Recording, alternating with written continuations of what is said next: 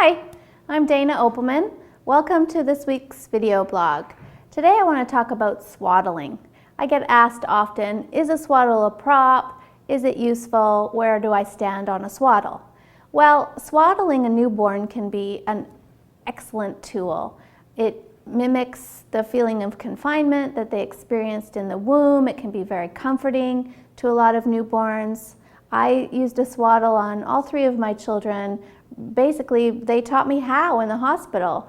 Now there's a little bit more concern around perhaps is a baby getting overheated from a swaddle, and I would just encourage you to keep an eye on it. I mean, obviously, if your baby is sweaty under the swaddle, then perhaps you're wrapping him too tightly or it's too heavy of a blanket. So again, I'm asking you to use the common sense that I know you have around it, but it can be very helpful for a newborn in getting them calm. It also helps with the reflex, the startle reflex, where they just kind of throw their arms out uncontrollably, which can wake a sleeping newborn. So having their arms down and being wrapped tightly can help with that.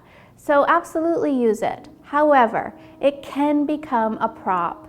If a baby gets used to the idea that they need to be tightly wrapped every time they sleep, then when they kick free, they may wake up and need your help to come back in and re-wrap them. And I think it becomes a bit of a love-hate relationship at a certain age where, you know, your baby kind of thinks he needs the swaddle, but he really doesn't like it that much anymore. And because babies become so experimental with their movements, and they like to kick, and they like to practice, and they like to roll around, they're most likely going to kick free of the swaddle no matter how tightly you wrap it. And you're going to have to go in and intervene somewhere in the night or through the nap and get them wrapped up again.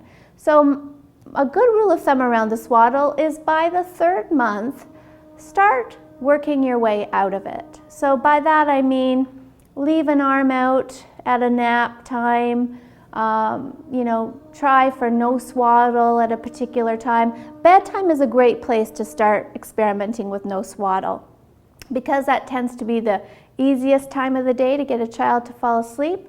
Going swaddle free at bedtime is a great place to start. If, however, you have let the swaddle go on too long, I can remember one particular client who had an 8-month-old, and they showed me, they held it up and they had sewed together 4 receiving blankets so that they had a big enough blanket to swaddle their 8-month-old baby. So you can see how that can become problematic. So if you're in that situation and you're wondering, how do I get out of this now? The only thing you can do is to lose the swaddle cold turkey. There really will be no successful way to wean out of the swaddle, because now it's become such a prop and a habit that anything less than being tightly wrapped up in their normal swaddle is going to be a cause for concern for the baby. So you're going to have to go through it one way or the other. So let's just get it done and go cold turkey with the swaddle.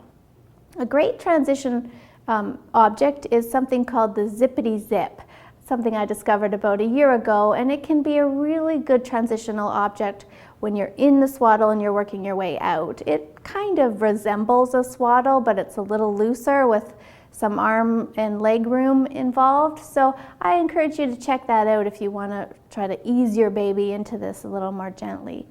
And again, that's zippitysip.com. All right, thanks for watching today. Sleep well.